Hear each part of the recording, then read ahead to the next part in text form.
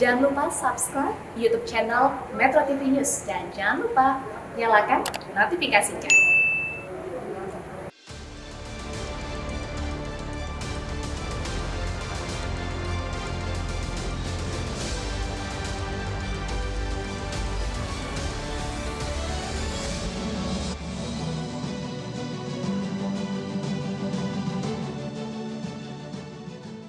Selamat malam para pemirsa, ketemu lagi di Hot Room dengan saya, Hotman Paris.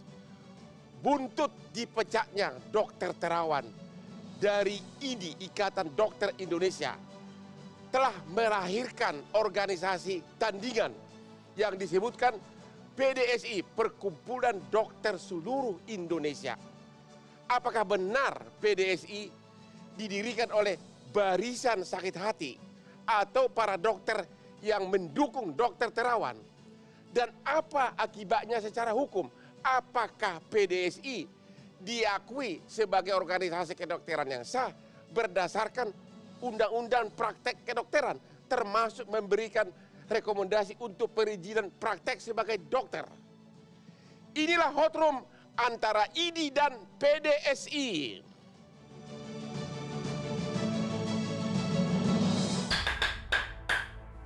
PDSI telah disahkan. Ya, surat keputusan dari Kemenkumham yang mensahkan PDSI telah diterima bulan April lalu. Namun, walaupun sudah disahkan, masih ada yang nyinyir. Ada yang bilang bahwa PDSI ini lahir dari barisan sakit hati dan dikaitkan dengan pemecatan Dokter Terawan oleh IDI. Bukankah mendirikan organisasi itu bagian dari demokrasi dan menjadi hak setiap warga negara maupun profesi? Apalagi jika tujuannya baik dan juga untuk kepentingan masyarakat. Toh berjalannya organisasi harus mendapatkan persetujuan dari pemerintah yang sah dan berwenang. Nggak bisa asal-asalan. Sat. Ayolah. Kita saling bergandengan tangan menciptakan kinerja yang selaras dan harmoni. Tanpa ada prasangka dan dengki. Apalagi tersaingi. Ayo.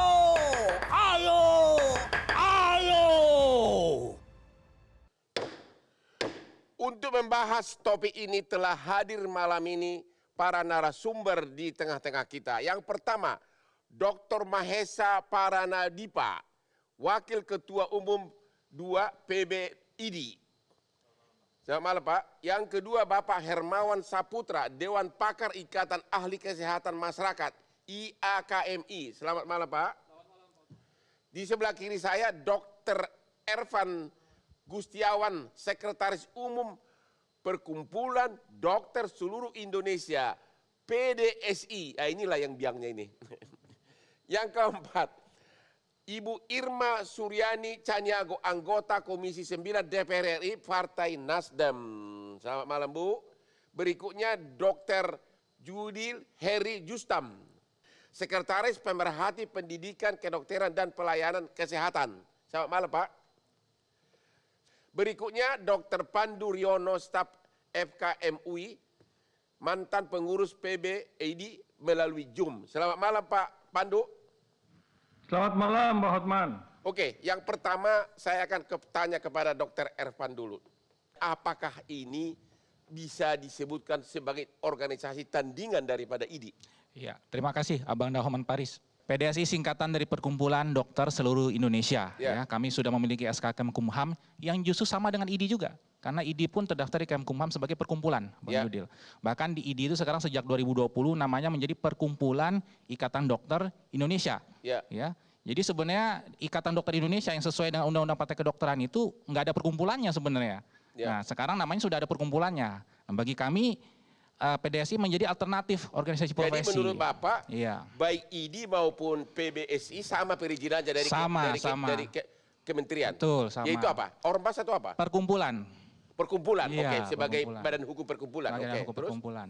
Ya, kemudian kami sendiri sebenarnya kan slogannya adalah menjadi pelopor reformasi kedokteran Indonesia, Bang Hotman. di dalam Undang-Undang Praktek Kedokteran, Iya. ya, kan ada istilah Ikatan Dokter Indonesia, Iya. ada istilah Konsil Kedokteran Indonesia. Iya. Pertanyaan saya, PBSI yang mana itu di situ? PDSI termasuk di organisasi profesi, ya. Masuk Bapak bahwa PBSI itu otomatis itu yang dimasukkan dalam undang-undang? Iya, Ikatan Dokter Indonesia itu. Karena sekarang ID sendiri, Ikatan Dokter Indonesia itu di SK Kemenkumham teman-teman ID kan perkumpulan Ikatan Dokter Indonesia, bukan Ikatan Dokter Di Indonesia dalam lagi. praktek, oke, pertanyaan berikutnya. Iya. Di dalam Undang-Undang Praktek Kedokteran disebutkan bahwa ketua dari Konsil Kedokteran itu harus dilantik oleh Presiden.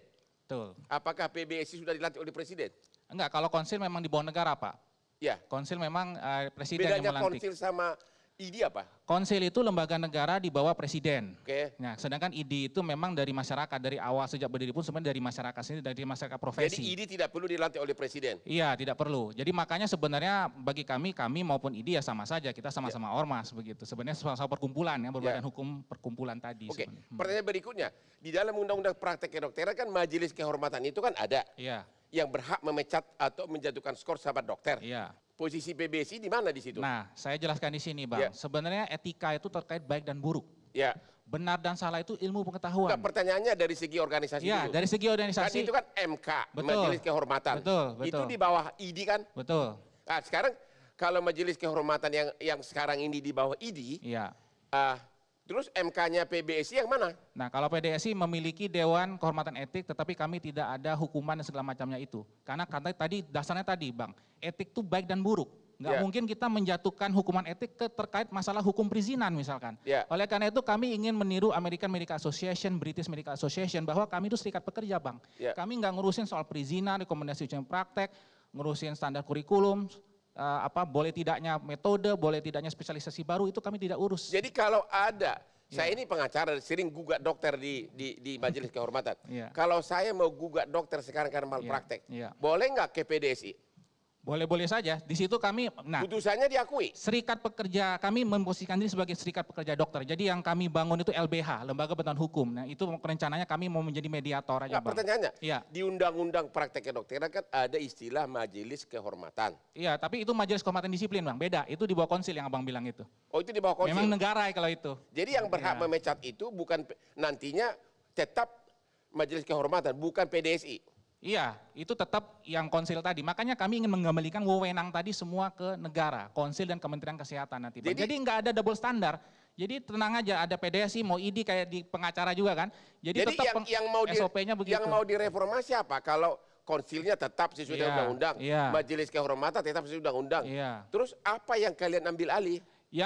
Yang kami ambil alih itu sebenarnya adalah bukan mengambil alih, Bang, tapi mengembalikan posisi organisasi profesi itu secara proporsional, bahwa Ya. kita ini semua tetap ormas begitu. Yang kita kerjakan itu nanti membela anggota dengan LBH, koperasi begitu ya, kemudian dengan lembaga beasiswa, begitu, Bang. Jadi nggak lagi mengurus soal-soal yang seakan-akan ada wewenang negara di situ, Bang. Itu yang ingin, makanya kami sebenarnya dibilang tandingan juga enggak sebenarnya ya, karena kami ingin mengembalikan ini ke proporsi yang sebenarnya aja, Bang. Itu aja intinya kira-kira. Artinya Seperti Bapak di luar tetap negeri. mengakui bahwa Iya, iya. sesuai Undang-Undang Praktek Kedokteran, konsil tetap yang berwenang. Tetap pasti. Majelis Kehormatan tetap berwenang. Tetap kehormatan disiplin ya, bukan MKK tidak- loh ya. Iya, itu di luar.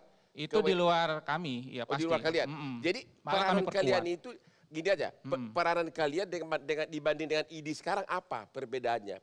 Itu tadi, bahwa kami mengadvokasi untuk merevisi undang-undang itu supaya kami seperti organisasi di luar negeri, di mana memang wewenang negara tetap wewenang negara, Bang. Ya. Begitu ya, sudah izin praktek, kemudian boleh tidaknya spesialisasi baru, boleh tidaknya bidang baru, boleh tidaknya metode, itu kami tidak mengurus soal itu. Itu kami boleh memberikan masukan bareng dengan teman-teman ID gitu nanti Jadi ya. menurut Bapak ini bukan tandingan?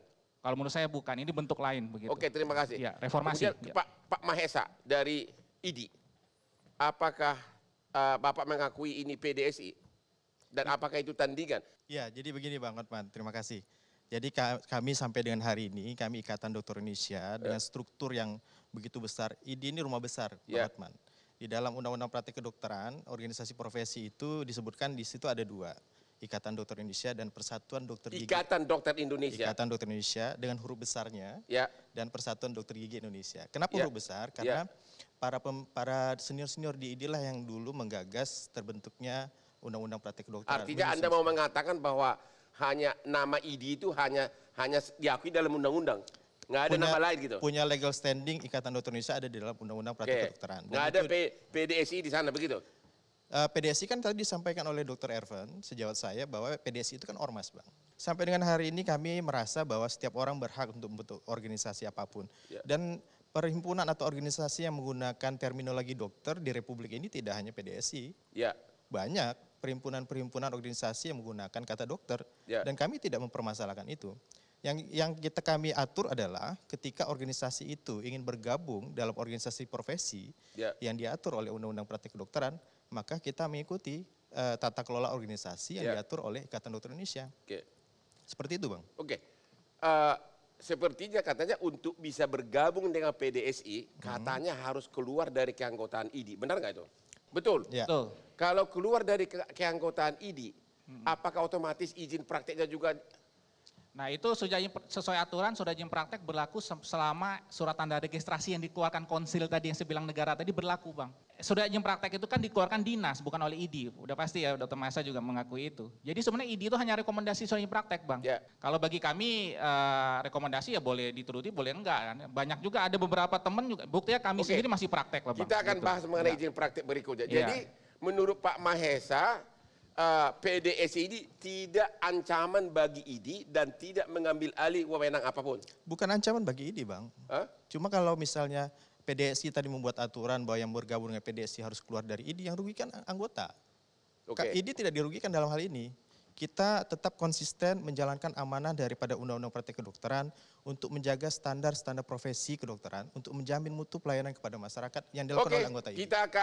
Kita istirahat dulu, akan bahas mengenai akibatnya terhadap izin praktek kedokteran sesudah yang berikut ini.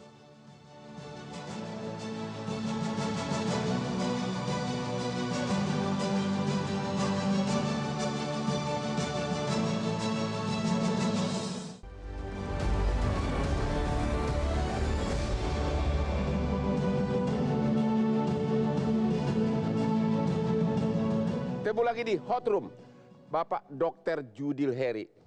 Bapak dulu di IDI, tapi Bapak yang termasuk yang mengkritisi kewenangan dari IDI dan seolah-olah super power.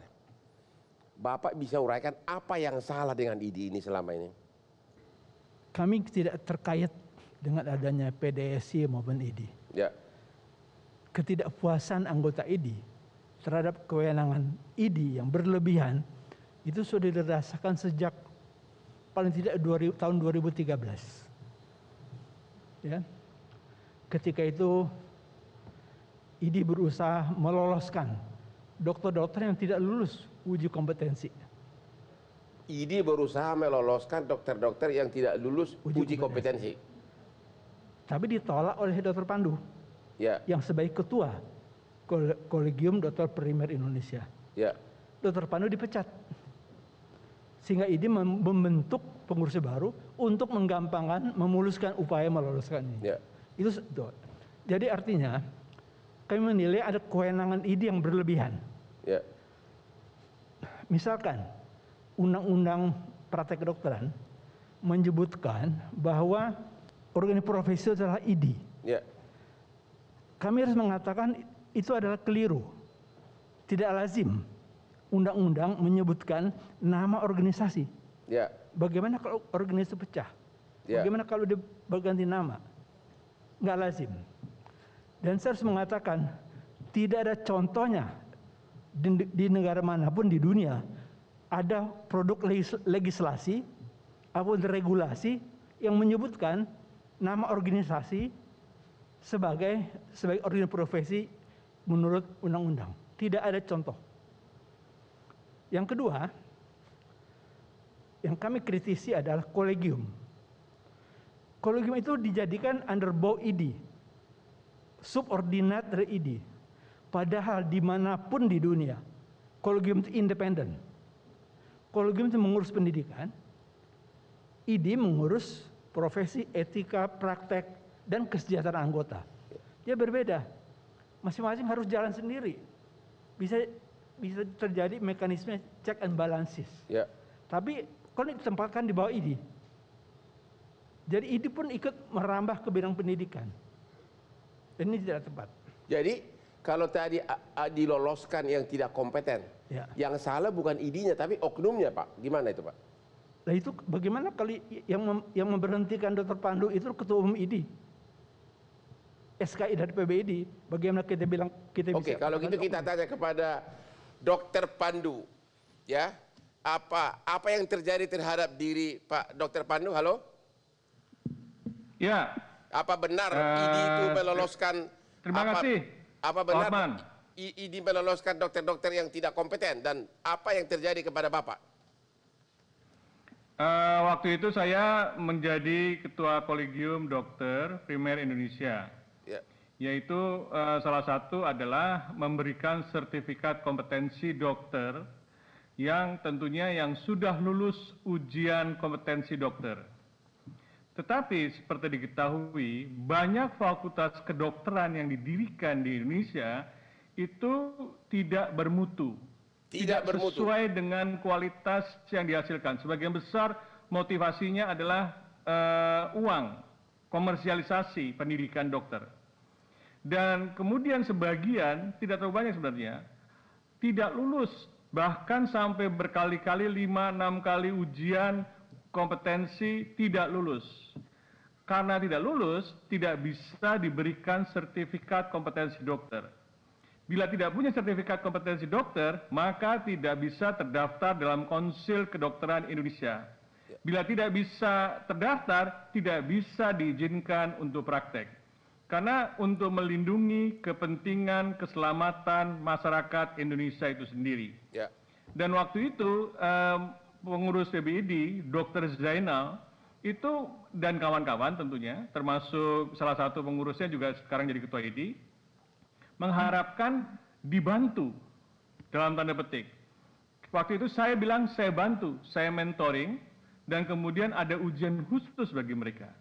Tapi yang diinginkan adalah dibantu, diputihkan, diberikanlah. Kalau ujiannya dipermudah dan sebagainya. Saya tidak mau karena kita mempunyai kualitas yang kita harus pertahankan. Bukan demi saya, bukan demi siapa-siapa, tapi ketika seorang dokter diizinkan berpraktek di Indonesia, bila tidak kompeten, itu membahayakan keselamatan jiwa rakyat Indonesia. Mungkin saja saya, mungkin keluarga lain juga mengalami, dan itu tidak bisa dimonitor dengan baik. Tetapi dengan demikian, maka sebenarnya kemudian ada skandal yang sampai sekarang adalah memberikan kelulusan semudah-mudahnya bagi retaker istilahnya, dokter-dokter yang waktu itu tidak lulus uji kompetensi. Apakah ada dugaan permainan uang dan apakah Bapak pernah melaporkan ini kepada yang ke siapa Bapak harusnya mengadu kalau Anda mengalami hal seperti ini? Ke negara atau ke siapa? Ya, seharusnya saya melaporkan ke Konsil Kedokteran. Tapi ternyata Konsil Kedokteran bagian dari konspirasi dengan PBID karena waktu itu salah satu ketua pengurus PBID bisa menjadi juga pengurus Konsil Kedokteran Indonesia. Yang waktu itu saya protes karena ada konflik kepentingan, kolegium harus independen, tidak boleh ada pengurus organisasi yang menjadi itu, dan itulah yang terjadi. Jadi kalau demikian maka kita ada sebagian dokter Indonesia yang diberikan izin praktek, dan itu juga diketahui oleh Konsil Kedokteran Indonesia waktu itu, dan itu bisa potensial membahayakan keselamatan rakyat. Tapi yang terjadi adalah bagaimana misi itu menurut saya tidak tepat, tidak akurat sebagai organisasi profesi yang seharusnya melindungi kepentingan rakyat Indonesia. Dan itu yang saya kritik terhadap organisasi profesi ID. Saya kritik dan saya ungkap terbuka ke masyarakat. Saya bersama Dr. Yudil Heri membuat suatu tulisan, buku, dan komik yang menjadi jejak sejarah bahwa dalam suatu periode organisasi profesi dokter Indonesia pernah melakukan kesalahan yang sangat berbahaya bagi keselamatan rakyat Indonesia. Jadi Bapak berpendapat bahwa meluluskan para calon dokter ini yang tidak kompeten justru sangat membahayakan membahayakan masyarakat, begitu? Betul, sangat membahayakan. Karena waktu ujian sebagian besar nggak ngerti ilmu kedokteran. Ya, jadi selama itu mereka jadi apa kalau lulus? Ya kan, ini yang menurut saya kalau mereka melakukan pembedahan, mereka tidak tahu apa yang dipotong dan sebagainya. Oke. Ini menurut saya sangat membahayakan. Kita istirahat dulu, kita akan cross check nanti dengan ID apakah benar tuduhan dari Pak Pandu tersebut, dan kita akan kembali setelah headline yang berikut ini.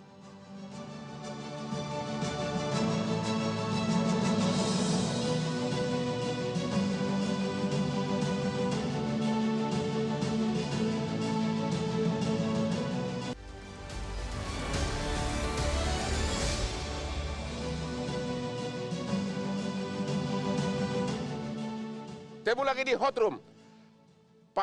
Dr. Mahesa dari ID. Tadi Pak Pandu mengatakan ada dugaan, ada permainan di ID. Dokter-dokter yang tidak seharusnya lolos, diloloskan. Dan ini sangat membahayakan masyarakat. Dan memang dugaan seperti ini banyak terjadi. Katanya Fakultas Kedokteran banyak yang tidak bermutu. Apa kata ID? Ya, perlu kami luruskan dulu ya Bang Hotman. Diskusi tadi pada sesi sebelumnya itu adalah diskusi yang tahun 2017 itu dibicarakan di forum Mahkamah Konstitusi. Ya. Dan Mahkamah Konstitusi sendiri sudah ada keputusan nomor 10 tahun 2017. ID ini kan rumah besarnya. Di dalam ID itu ada yang disebut dengan pengurus besar ID. Ya. Ada yang disebut dengan majelis kolegium.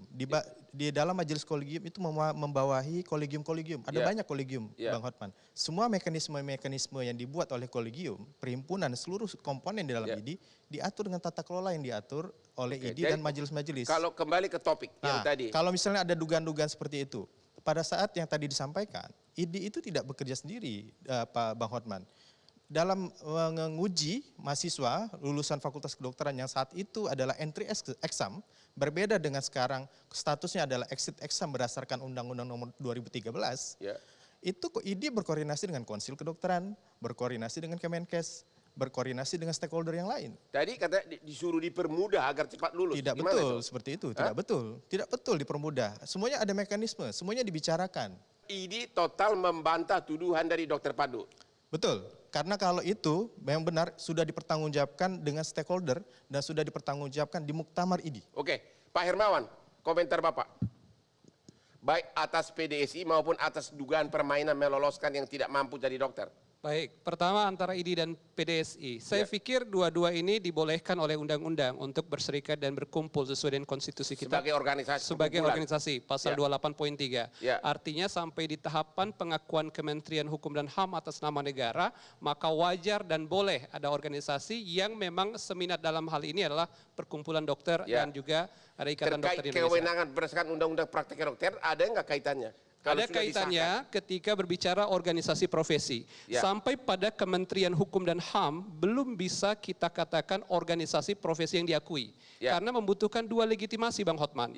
Legitimasi internal para dokter, lulusan dan bahkan para sekolah atau universitas memiliki program studi pendidikan dokter, itu semua harus memberikan pengakuan dalam konteks bahwa ada organisasi profesi yang di dalamnya berkumpul dokter-dokter atau dokter gigi yang memang di sana ada terikat dengan keilmuan, kompetensi, etik profesi dan penjagaan kualitas pelayanan kesehatan. Kalau nanti PDSI anggotanya banyak, akibatnya apa? Nah, sampai pada pengakuan banyaknya anggota dan orang yang berkumpul dan bernaung di bawahnya, itu baru satu legitimasi, legitimasi internal.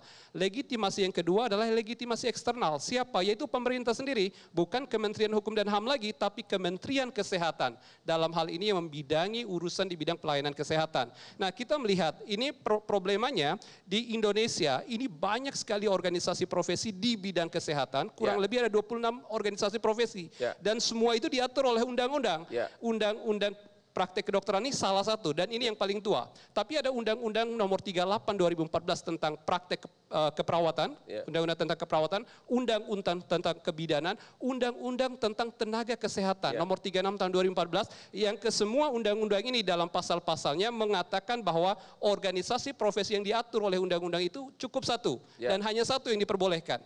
Nah, dari kesemua undang-undang yang berkaitan dengan profesi kesehatan ini hanya Undang-Undang praktek kedokteran saja yang memang secara lugas pada pasal 1 ayat 12 mengatakan bahwa profesi di bidang kedokteran adalah Ikatan Dokter Indonesia untuk dokter dan PDGI atau Perhimpunan Dokter Gigi Indonesia untuk dokter gigi. Artinya berdasarkan menurut Bapak, menurut Undang-Undang Praktek Kedokteran, PDSI belum ada tempat di dalamnya.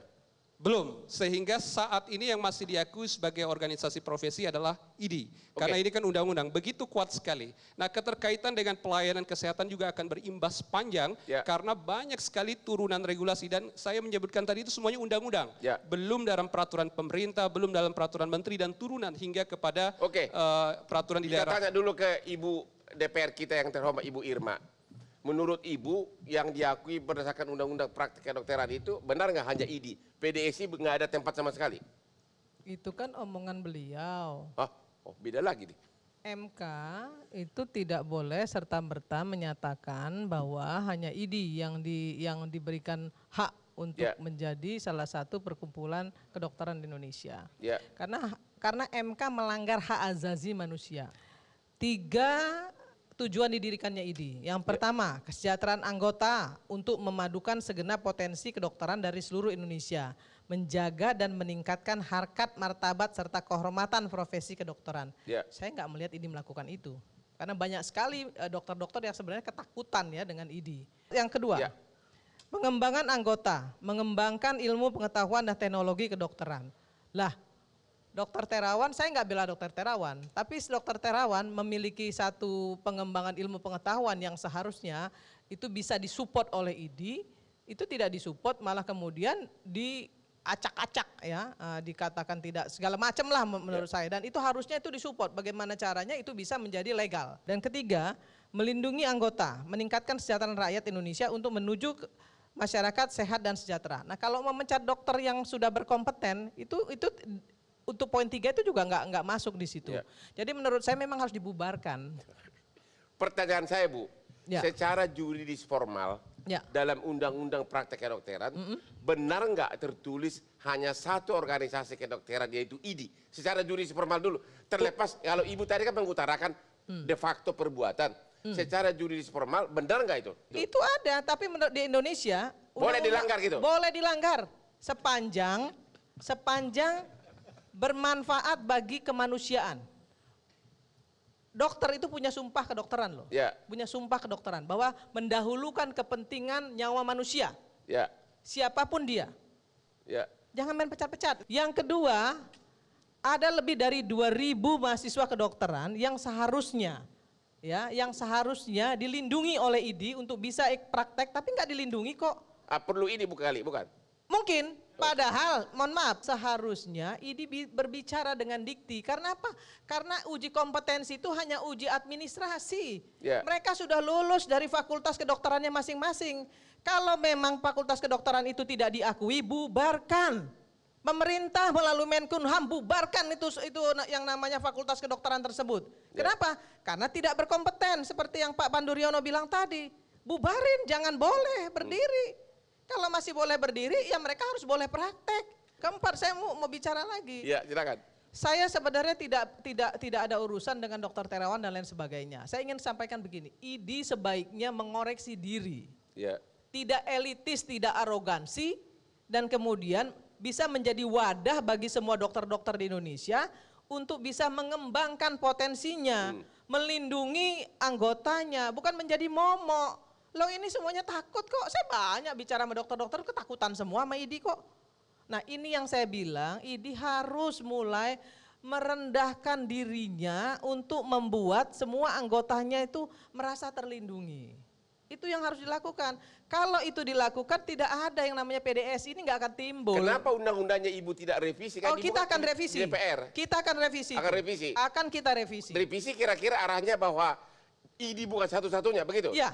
Nggak boleh satu-satunya. Nanti kayak organisasi atau kan beradi. Boleh saja namanya organisasi profesi kan boleh. Siapa yang ngelarang? Undang-Undang nomor 3 tahun 2000 nomor 13 tahun 2003 tuh kan menyatakan bahwa semua warga negara Republik Indonesia boleh berserikat kok. Nggak dilarang oleh undang-undang. Apa yang menghalangi itu? Cuan. MK nggak boleh semena-mena seperti itu. Bisa aja masyarakat berpikir MK kena cuan juga. Kenapa harus menetapkan hanya satu? Sementara advokat boleh, sementara serikat pekerja boleh, sementara jurnalis boleh. Kan itu urusannya Bang Hotman. Jadi menurut saya Bang, bijaknya nih ya, bijaknya. ID mengoreksi diri, jangan terlalu elitis. Apa itu karena ID tidak ada Dewan Pengawas? Nah itu dia. Ya. Saya mengusulkan ID harus ada Dewan Pengawas sehingga ada yang mengawasi. Ya. Sekarang yang mengawasi MKEK yang milih kalau nggak salah setahu saya yang milih juga ID, pengurus ID. Ya jeruk makan jeruk. Akhirnya apa? Yang mengawasi dengan yang diawasi sama-sama. Operator regulator itu sama aja. Oke, analisa Ibu, benar nggak untuk uji kompetensi dokter itu banyak permainan cuan? Banyak. Oke, kita istirahat dulu, akan kembali setelah yang berikut ini.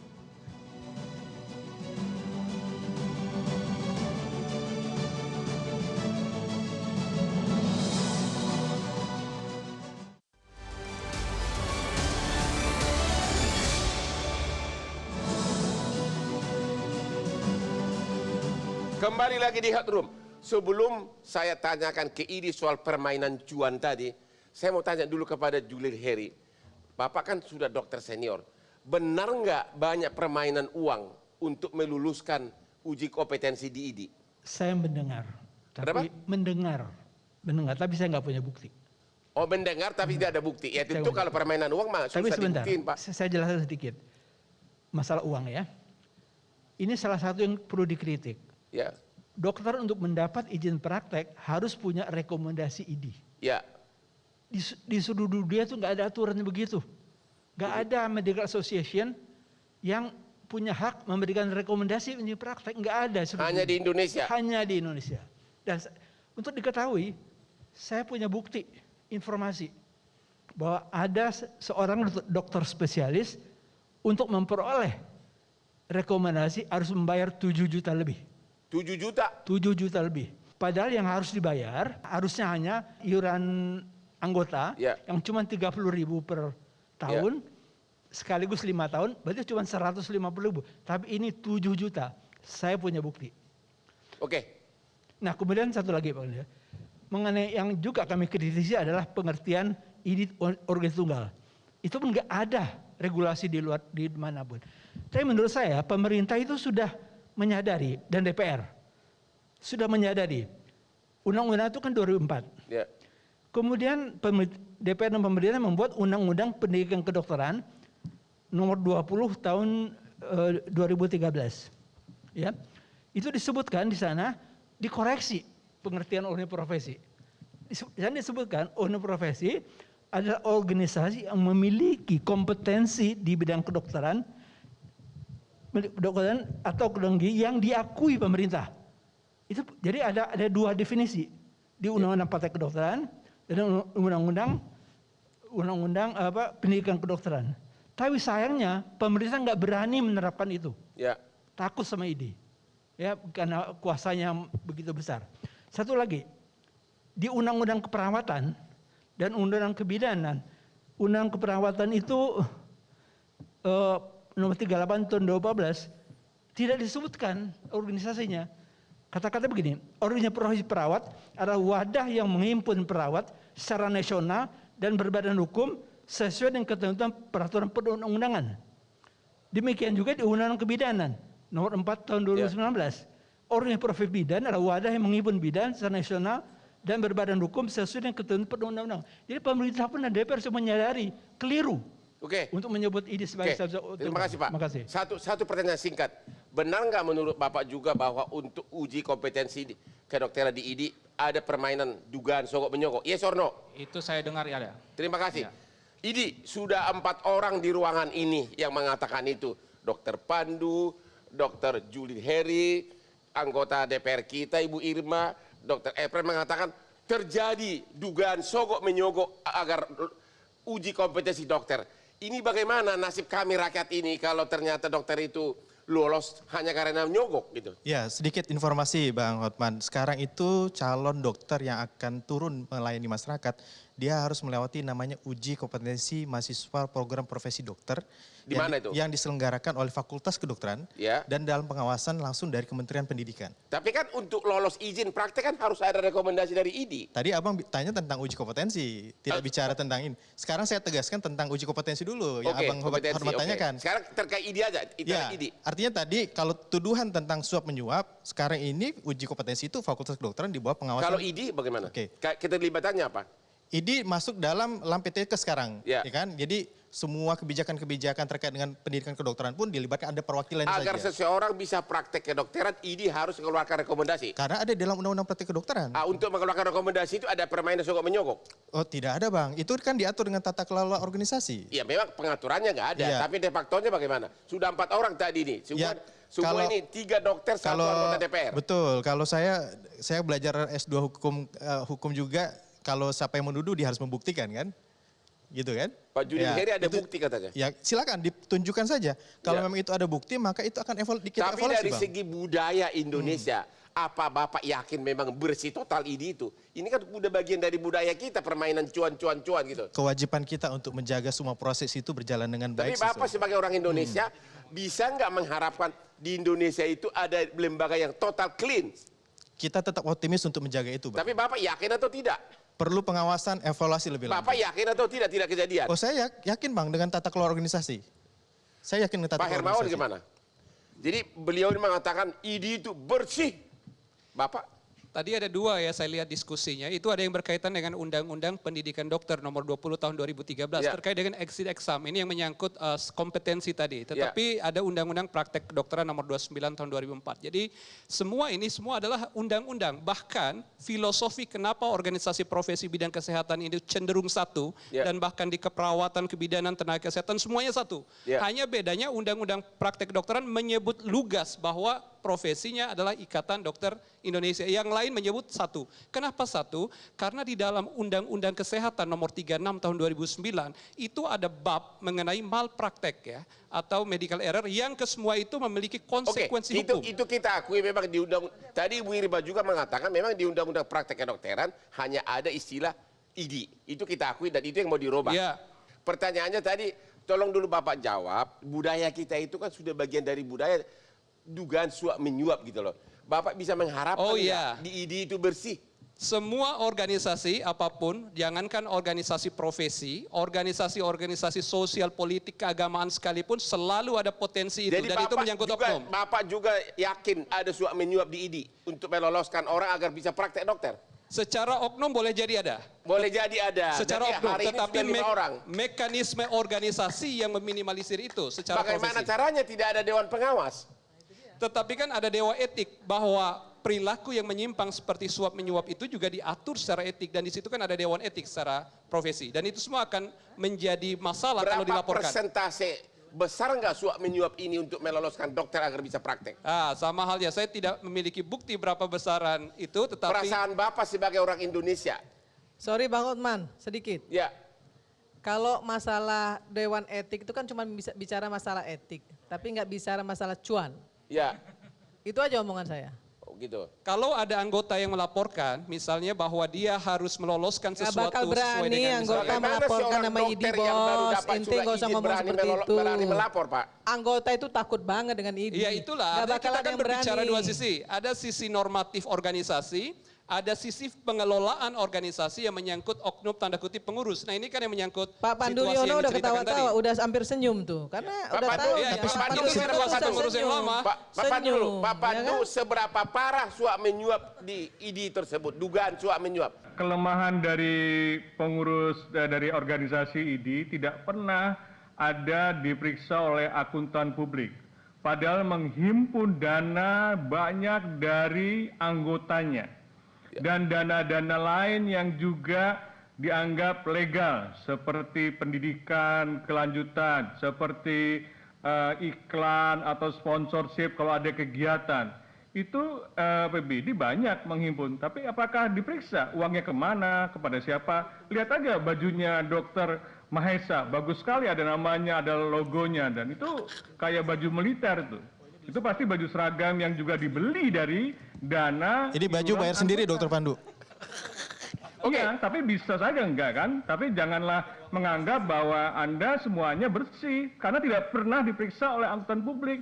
Tidak ada pertanggungjawaban keuangan yang selama ini kita lihat dilaporkan ke masyarakat. Kembali Itu kelemahan yang mendasar. Kenapa kemungkinan bisa terjadi kesimpang siuran dari penggunaan dana? Jadi masalahnya masalah cukup sensitif. Kembali kepada soal suap menyuap agar seorang dokter bisa praktek. Sudah berapa lama berlangsung seperti itu dugaan tersebut? Tentang ada biaya-biaya untuk pengurusan dan macam-macam itu sejak diberlakukan Undang-Undang Praktek Kedokteran. Di luar biaya resmi maksud Bapak? Saya tidak tahu apakah ada yang resmi, ada yang tidak resmi. Dan sangat bervariasi dari perhimpunan dokter spesialis, sangat bervariasi dari wilayah-wilayah. Jadi itu sudah mengakar di masing-masing ikatan dokter cabang, perhimpunan spesialis, dan sebagainya. Apakah pernah diperiksa oleh angkutan publik? Enggak pernah. Apakah ada kewajiban? Tidak ada dalam regulasi kewajiban sebagai organisasi terbuka untuk melaporkan. Bang Hotman, sebentar. Kita tunggu sebentar. Kita istirahat dulu. Habis ini kita akan kembali ke Ibu Irma. Kita kembali setelah yang berikut ini.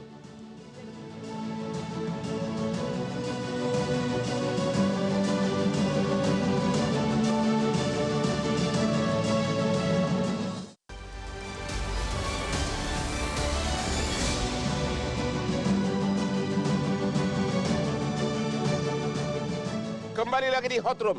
Satu pertanyaan singkat tadi Bu Irma mau nitip sesuatu. Katanya ada bukti lagi soal permainan sogok menyogok. Benar ada bukti? Ya ini begini, ada satu SMS yang masuk ke saya dari seorang bapak yang anaknya dokter. Ya. Dia bilang begini, saya kira Bu Irma perlu disoroti juga kebiasaan pungli. Pungli. Bagi mahasiswa yang ambil spesialis. Mereka rata-rata harus memperlakukan senior pembimbing Mbak Raja. Ini menghabiskan uang banyak. Makanya biaya sekolah kedokteran jadi tinggi dan ini yang terjadi dengan anak saya. Tapi tolong jangan disebutin nama saya ya Bu, nanti anak saya celaka. Oke, itu salah satu contoh. Oke, kita tutup dulu soal cuan-cuan. Kita kembali kepada Tapi itu PDSI. di dunia pendidikan Bang Hotman, itu bukan karena ID-nya, itu di dunia pendidikan dan itu menjadi concern kita untuk memperbaiki. Itu hanya salah satu aspek dari dunia kedokteran maksudnya. Betul. Sekarang Dokter Erven mengenai PDSI ini. Sudah berapa banyak anggotanya? Dan apakah Bapak yakin bakal bisa merebut tahta dari ID?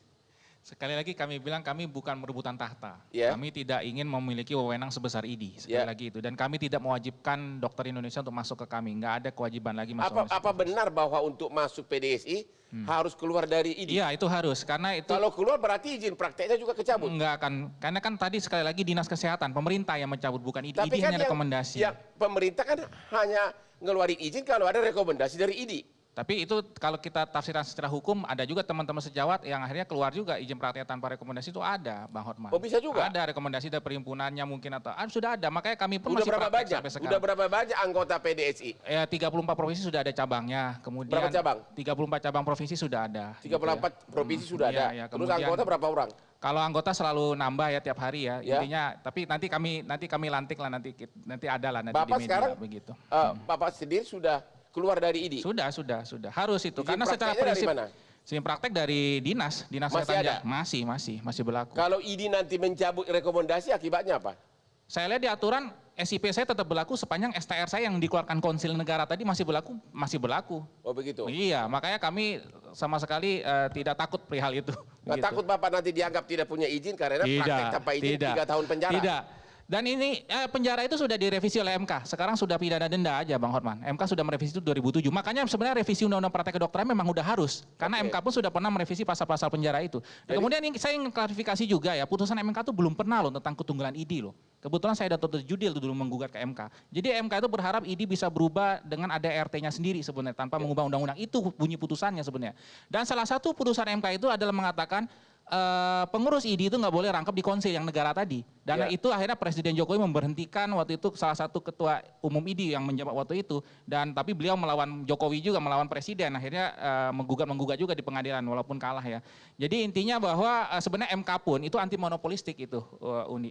Jadi PDSI sudah mulai nggak pendekatan ke Menkes? Sudah ke Menkes, sudah ke Wamen Pres. harapannya kita tentu merevisi Undang-Undang Praktek Kedokteran yang seperti dibilang oleh Uni Irma tadi. Jadi memang tujuan kamu benar-benar memang arahnya mau menandingi atau kalau boleh menggantikan ID? Mereformasi. Mereformasi. Bahkan setelah ini ada organisasi lain pun silakan. Begitu, menurut Bapak direformasi karena ID itu sudah terlalu parah? Betul. Terlalu parah? Iya. Ibu Irma gimana?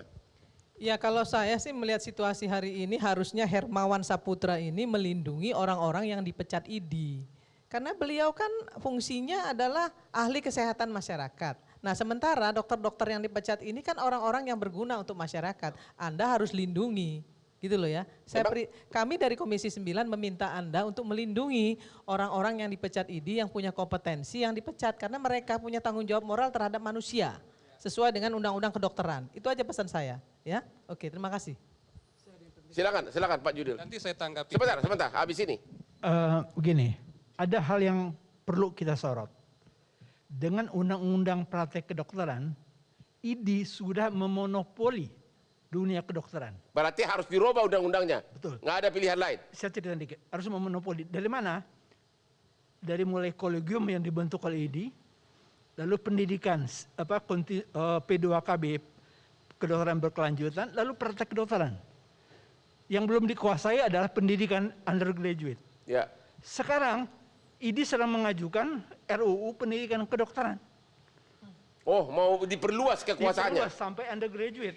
Padahal ID itu ada untuk dokter. Nggak ada urusannya dengan mereka yang mau jadi dokter. Benar. Iya kan? Ada untuk dokter. Sekarang kalau undang-undang RUU ini disetujui, sempurnalah monopoli itu. Sifat manusia. Begini, kami di sidang Mahkamah Konstitusi itu waktu itu yang bicara Pak Refli Harun, ahli hukum tata negara, nggak boleh ada monopoli swasta. Ya, monopoli itu state, boleh untuk state organ pemerintah.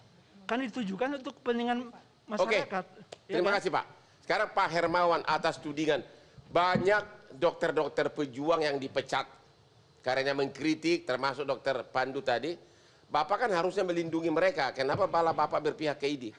Saya tidak berpihak ke ID. Ya. Saya menggunakan core competence di bidang kesehatan masyarakat, salah satunya administrasi dan kebijakan kesehatan. Ya. Ketika bicara dari sudut administrasi dan kebijakan kesehatan, dan itu yang saya bicarakan dari tadi, disitulah yang saya tempatkan bagaimana ID, bagaimana PDSI. Saya atas nama teman-teman juga yang di bidang kesehatan masyarakat sangat setuju dan happy adanya teman-teman organisasi baru. Tetapi ketika ditanya bagaimana keterkaitannya dengan pengakuan organisasi profesi, kita menyudut pandangkan dari kebijakan kesehatan yang ada. Kalau gitu langsung real aja deh. Bapak sendiri apa tanggapannya terhadap pemecatan Dr. Terawan? Nah ini kan memang wilayah yang sudah cukup panjang dibahas. Bapak sendiri pribadi apa? Dia katanya sudah berjasa banyak, kata Ibu Irma. Bapak sendiri kan ini kan bidang Bapak juga melindungi masyarakat. Betul. Bapak sependapat bahwa Dr. Terawan dipecat atau tidak? Kami mendasarkan pada risalah MKEK yang sudah ada riwayatnya dulu bagaimana sudah proses ini sejak 2015 dilakukan komunikasi. Sejujurnya ini Dr. Terawan melewati golden momennya. Ketika beliau menjadi Menteri Kesehatan, itulah golden moment beliau merangkul dan mengklirkan persoalan ini. Dan pada akhirnya inilah menjadi orientasi untuk masa depan kesehatan yang lebih baik. Tapi ini dilewati karena keterkaitannya dengan Konsil Kedokteran Indonesia. Anda keliru, Dr. Terawan ketika jadi Menteri COVID datang. Nah itulah, yang ini kan diurus persoalan COVID dulu. COVID soal lain. Artinya, jadi Anda mestinya posisi Anda, tupoksi Anda yang harus Anda lakukan. Anda nggak usah ngomong kemana-mana. Setuju. Jadi tupoksi Anda aja. Ketika jadi Bu Irma Anda mengatakan, jangan berkelit kemana-mana soal administrasi, soal yang lain sebagainya. Ya justru ini fokus saja dengan tupoksi Anda. Perlindungan kesehatan masyarakat menjadi bagian kita. Tupoksi Anda itu satu aja. Setuju. Peningkatan derajat kesehatan. Pertanyaan saya begini. Ya. Ada enggak dari segi sains ID membuktikan bahwa teori semprot dari Dr. Terawan itu salah? Tanyakan ke ID kalau itu. ID silakan. Ada atau tidak? Saya udah lihat putusannya, harga dia tidak mau hadir sidang. Oke. Contoh di pengadilan, seseorang yang membunuh, walaupun dia tidak hadir sidang, tetap harus dibuktikan bahwa dia pembunuh. Nah, pertanyaannya, teori semprot dari Terawan itu kan dianggap tidak sesuai dengan sains. Pertanyaannya, ada nggak dari ID membuktikan bahwa itu salah? Teori sains, teori semprot dari Terawan. Sudah ada atau tidak? Tolong jawab, sudah ada atau tidak? Yes or no, hanya jawabannya singkat aja. Kenapa harus dijawab pertanyaan apa? Jadi gini Bang, jadi bukan. Bang Hotman kan menanyakan tentang putusan MK-EK. Enggak, saya nanya, Iya kan? Jangan bicara lagi substansinya, kalau bicara substansi panjang kita di Enggak, saya hanya nanya fakta, saya tidak bicara soal substansi. Sudah ada yang enggak penelitian dari ID sebelum menghukum Dr. Terawan menyatakan bahwa teori semprot dari Terawan itu secara sains tidak ada dasarnya. Sudah ada nggak penelitian? Karena saya baca di putusan, Dr. Terawan yang disuruh membuktikan, melakukan penelitian. Tapi ID-nya sendiri tidak pernah membuktikan. Makanya saya kasih di pengadilan, kalau seseorang membunuh walaupun dia tidak hadir atau apa, hakim harus membuktikan bahwa pembunuhan itu benar terjadi. Betul. Bagaimana dengan teori semprot? Pernah nggak ID membuktikan bahwa teori semprot Terawan itu tidak ada dasarnya dan membahayakan masyarakat? Iya kan, ini kan bicara penelitian ya Pak. Nggak pernah atau tidak, itu dulu Pak. Saya jawab dulu. Bicara penelitian yang belum terbukti secara uji klinis, ya kan harus dibandingkan dengan uji-uji yang lain Bang. Makanya sudah pernah nggak? ID tidak melakukan penelitian Bang. Penelitian itu dilakukan oleh researcher. Gitu loh. Jadi bagaimana Anda mengatakan bahwa teori semprot itu salah kalau ID tidak tahu itu salah? Jadi ada kaedah-kaedah ilmiah yang harus dilakukan oleh setiap orang yang melakukan uji klinis kepada manusia. Itu yang kita dorong Bang. Itu juga menjawab pertanyaan, kok ID tidak mendorong? Kita mendorong siapapun dokter di Republik ini. Mahesa, saya kasih tahu Anda ya. Mahesa, saya kasih tahu Anda ya. Saya kasih tahu Anda. Teman-teman saya di Komisi 9 itu banyak yang sudah melakukan DSA. Ya. Tidak pernah ada masalah dan mereka mengatakan setelah mereka di DSA mereka lebih seger, lebih enak dan lebih apa. Betul. Jadi tidak ada satu efek negatif pun. Ya. Artinya pertanyaan Bang Hotman tadi harusnya Anda jawab, jangan melintir-melintir kemana-mana. Ya, Anda ini nggak bisa jawab tapi melintir-melintir, kebiasaan ID tuh. Saya nggak melintir Bu Irma. Kebiasaan ID tuh, reformasi reformasi ID jangan melintar-melintir. Ya, yang jelas-jelas saja. Sekarang lakukan reformasi agar PDSI ini tidak melakukan hal-hal yang merugikan ID. Maka kemudian ID akan bisa bekerja dengan baik karena sudah direformasi. Itu aja cukup. Ya, jadi kita mendorong yang tadi yang sampaikan Bu Irma itu bisa dibuktikan secara ilmiah, dilaporkan secara ilmiah. Yang saya tahu, gitu loh. Yang saya tahu karena saya juga banyak teman dokter, memang ID tidak pernah membuktikan secara sains bahwa teori DSA semprot dari Dr. Terawan itu salah. Ya, saya baca putusannya itu justru Terawan yang disuruh membuktikan. Itu yang saya baca. Tapi karena Terawan tidak mau hadir, langsung dipecat. Oke, Dokter Erven. Jadi apa yang akan dilakukan oleh PDSI untuk memfasilitasi dokter-dokter yang berprestasi di bawah PDSI? Apa yang bisa Anda lakukan? Iya, tentu kami mendorong inovasi. Mempelotasi inovasi segala macam ada nggak? Iya, ada itu. Itu salah satu misi ketiga kami. Yaitu apa? Misinya mengayomi masyarakat dan rakyat Indonesia, ya. Kemudian memberi pelindungan ya dan kesejahteraan bagi para dokternya sendiri, anggota kami. Dan ketiga, mendorong inovasi anak bangsa, Bang Hotman. Begitu. Iya. Caranya? Caranya ya kami tentu tadi saya bilang kita tidak ada istilah pemecatan anggota segala macam karena di luar negeri pun tidak ada majelis etik di American Medical Association misalkan. Etik itu sifatnya sumpah dokternya ke Tuhannya, bukan ke organisasinya. Ya, jadi lain kalau Bang Hotman tadi bilang majelis disiplin di bawah negara itu benar-benar memang ada sanksinya. Tapi kalau di organisasi profesi ormas emang mau main hakim-hakiman gitu. Kalau gitu, karena kita sudah mau istirahat, saya masih penasaran nih. Pertanyaan saya terakhir, karena ini kita sudah kesimpulan. Benar nggak bahwa ID tidak pernah secara sains membuktikan bahwa teori DSA semprot oleh Dr. Terawan itu salah atau tidak? Benar nggak tidak ada? Setahu saya sama sekarang tidak ada. Tapi saya kan nggak berani ngomong karena saya bukan anggota ID lagi ya, itu haknya Dr. Mahesa. Kebetulan ada dokter senior di sini yang tahu, Pak Judil Heri. Bapak pernah mendengar nggak bahwa ID membuktikan bahwa teori DSA semprot dari Dr. Terawan itu membahayakan manusia? Tidak, tapi saya harus jujur di sini. ID tidak perlu membuktikan itu. ID tidak perlu? Tidak perlu. Bagaimana menyatakan seseorang salah kalau tidak tahu salah? Banyak sekali penemuan baru. Yang diajukan, harusnya dibuat evidence base. Masa ID harus ngurusin semua itu? Resiko? Ya nggak mungkin lah. Nggak mungkin. Saya setuju tidak mungkin. Tapi apa dasarnya menyatakan salah kalau belum tahu itu salah? Nah, untuk itu si Dr. Terawan harus membuktikan, misalkan clinical trial dibuat, dibandingkan penguatan standar. dengan cuci otak ini dibandingkan yang penuh dan terbukti bahwa dia lebih baik secara signifikan, itu baru benar. Oke, tapi karena ini sudah menyangkut mirip pro justisia, menyatakan seseorang salah, ya, menyatakan seseorang salah itu tidak bisa hanya orang itu yang harus membuktikan. Hakim yang memutus pun harus bisa membuktikan itu salah. Itu mungkin sedikit perbedaannya ya. Oke, kita istirahat dulu, nanti kita utarakan kesimpulannya sepuas-puasnya. Sesudah yang berikut ini.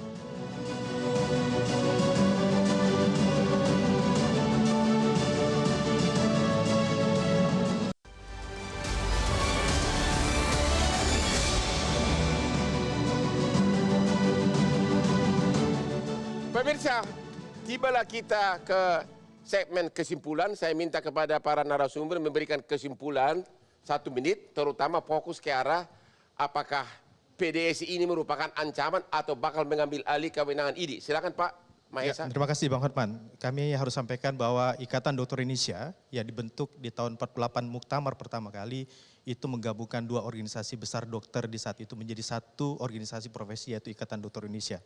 Dokter-dokter pejuang yang mendirikan IDI mewujudkan tujuan bangsa, yaitu melindungi segenap tumpah darah Indonesia, mencerdaskan kehidupan umum dan kesejahteraan umum. Itu sejalan dengan sumpah dokter, di mana sumpah seluruh dokter adalah untuk melindungi semua perikemanusiaan, semua pasien masyarakat harus dilindungi. Dan itu pun diwujudkan dalam tujuan organisasi Ikatan Dokter Indonesia. Dan apa yang dikerjakan hari ini oleh Ikatan Dokter Indonesia adalah untuk melindungi segenap masyarakat berdasarkan standar-standar profesi dan standar-standar etik yang sudah ditetapkan. Terkait dengan organisasi-organisasi yang terbentuk hari ini dengan atas nama Dokter Indonesia, maka konstitusi melindungi hak-hak setiap warga negara. Ikatan Dokter Indonesia tidak pernah merasa keberatan dengan organisasi-organisasi yang dibentuk oleh Dokter Indonesia. Tetapi ketika akan mengatur tentang standar profesi, ketika akan mengatur tentang etik kedokteran, maka Ikatan Dokter Indonesia sebagai organisasi yang diakui oleh Undang-Undang Praktek Kedokteran dan juga diakui oleh World Medical Association sebagai National Medical Association di Indonesia, berkewajiban untuk merangkul, memberikan panduan-panduan bagi seluruh organisasi agar bergabung di rumah besar Ikatan Dokter Indonesia. Terima kasih, Pak Hermawan. Saya pikir kita semua harus bersepakat bahwa kita ingin mewujudkan derajat kesehatan masyarakat setinggi-tingginya di Indonesia. Ketika kita bicara derajat kesehatan, maka kita harus berorientasi pada mutu, keamanan, dan keselamatan. Tidak hanya masyarakat, tetapi juga tenaga kesehatan, dalam hal ini juga adalah dokter sebagai profesi pejuang dan juga pemberi layanan kesehatan. Nah, poin yang paling penting, keputusan ini pada akhirnya akan bersandar pada sikap pemerintah, terutama Kementerian Kesehatan. Kita ingin dan berharap Kementerian Kesehatan betul-betul memikirkan berdasarkan evidence-based decision making, hasil dari kebijakan dan keputusan yang diambil, mempertimbangkan semua kemaslahatan dari segi masyarakat, pelayanan profesi dokter, termasuk dalam hal ini adalah kestabilan dari sisi kenyamanan organisasi. Dan ini penting oleh karena akan menjadi presiden untuk organisasi-organisasi lain apabila di lingkungan profesi dokter ini clean, dan berjalan dengan baik, akan menjadi contoh untuk tenaga dan profesi kesehatan lain. Mudah-mudahan ini segera diputuskan secara bijak oleh Kementerian Kesehatan. Makasih. Terima kasih Pak Hermawan. Silakan Pak Dr. Pandu melalui Zoom. Silakan. Terima kasih. Ini tantangan besar bagi pengurus PBID yang baru. Jadi pengurus PBID yang baru yang dipimpin oleh Dr. Adib, termasuk Dr. Mahesa, itu tumbuh dari organisasi ID yang bermasalah. Mereka itu adalah bagian dari part of the problem yang pernah saya ungkap bersama Dr. Yudil. Yang ini menjadi tantangan, bisakah seseorang atau pengurus yang bagian dari masalah yang menjadi kita ketahui bersama sulitnya bagaimana organisasi profesi di Indonesia, itu menjadi keluar dari masalah dan berusaha menyelesaikan masalah. Kalau tidak, Anda, Mahesa, dan Dr. Adib akan kehilangan kesempatan. Kita tidak akan mempunyai respect sama sekali terhadap Anda ketika Anda menjadi pengurus tapi tidak melakukan reformasi yang betul. Kemudian kepada anggota DPR terakhir, Bu Irma, tentang undang-undang semuanya terlalu banyak tadi, perlu disatukan saja menjadi undang-undang yang sederhana, karena nanti tantangan pelayanan kesehatan di masa depan adalah profesi dokter harus bisa bekerja di mana saja, termasuk dokter Indonesia bisa bekerja kalau sesuai dengan kompetensinya dan bisa diakui, bisa bekerja di mana-mana. Jadi kita menjadi global pelayanan kesehatan yang selalu kita harus melindungi, termasuk melindungi banyak masalah dokter yang ada dan juga meningkatkan mutu pendidikannya dan juga melindungi masyarakat. Terima kasih. Terima kasih Dr. Pandu. Sekarang ke senior kita Dr. Judil Heri. Silakan Pak. Suatu organisasi itu ya orang yang masuk ke organisasi harus secara sukarela. Organisasi itu harus memberikan manfaat kepada anggota sehingga mereka mau masuk.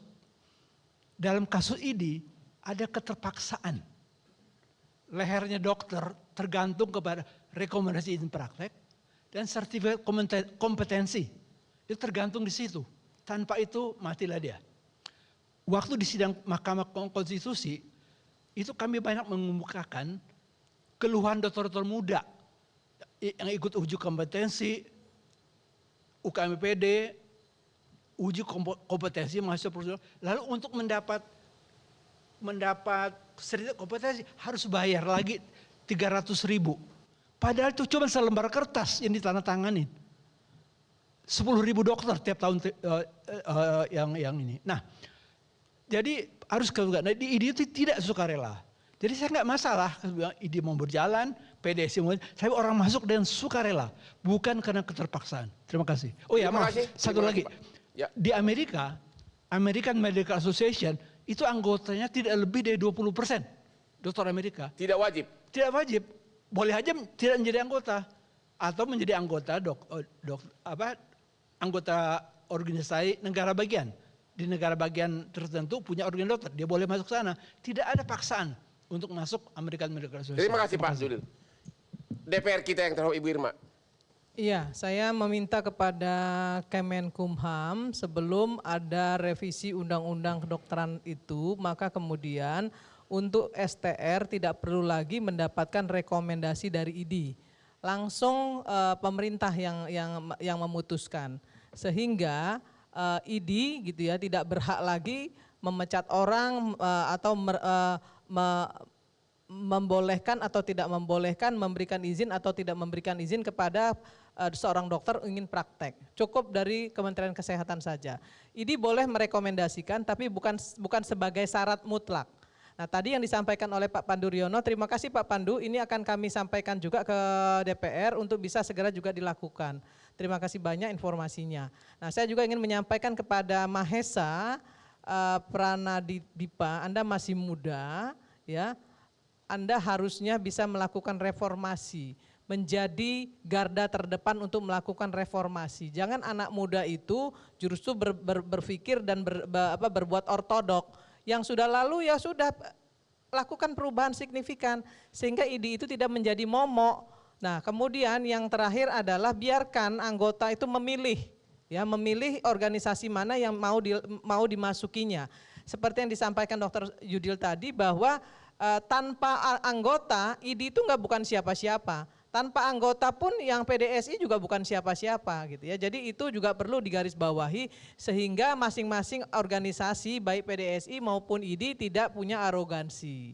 Saya kira itu yang lebih penting yang harus saya sampaikan. Terima kasih Bu Irma, silakan Dokter. Ya, terima kasih Bang Hotman. Ya, tentu kami dari PDSI mengajak teman-teman setuju dokter untuk bergabung dengan kami ya. Jangan takut karena kami pun semua masih praktek dan undang-undang tenaga kesehatan yang diungkapkan Pak Hermawan tadi sebenarnya sudah tidak berlaku karena bagi dokter ya, karena sudah diputuskan MK tenaga medis tidak sama dengan tenaga kesehatan sehingga organisasi tenaga kesehatan satu-satunya untuk tenaga kesehatan itu sebenarnya tidak berlaku bagi dokter lagi sebenarnya. Putusan MK juga tidak pernah memutuskan terkait ketunggalan organisasi profesi dokter itu nggak pernah Bang Hotman. Jadi itu kualifikasi dari saya dan marilah bergabung bersama PDSI, kita ubah sistem ini karena bagi kami tidak bisa mengubah sistem jika kita tidak keluar dari sistem itu. Begitu menurut kami, Bang Hotman. Terima kasih. Oke, pemirsa, demikianlah akhir diskusi kita malam ini.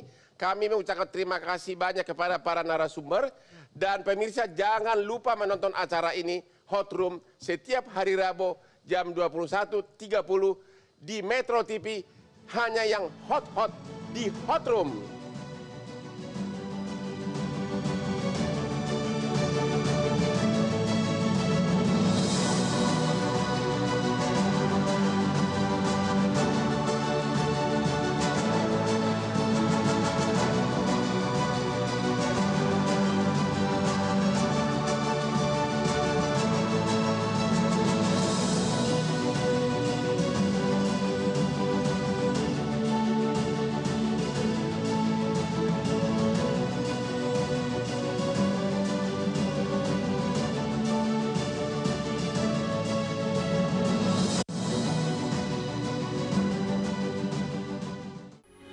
Metro TV.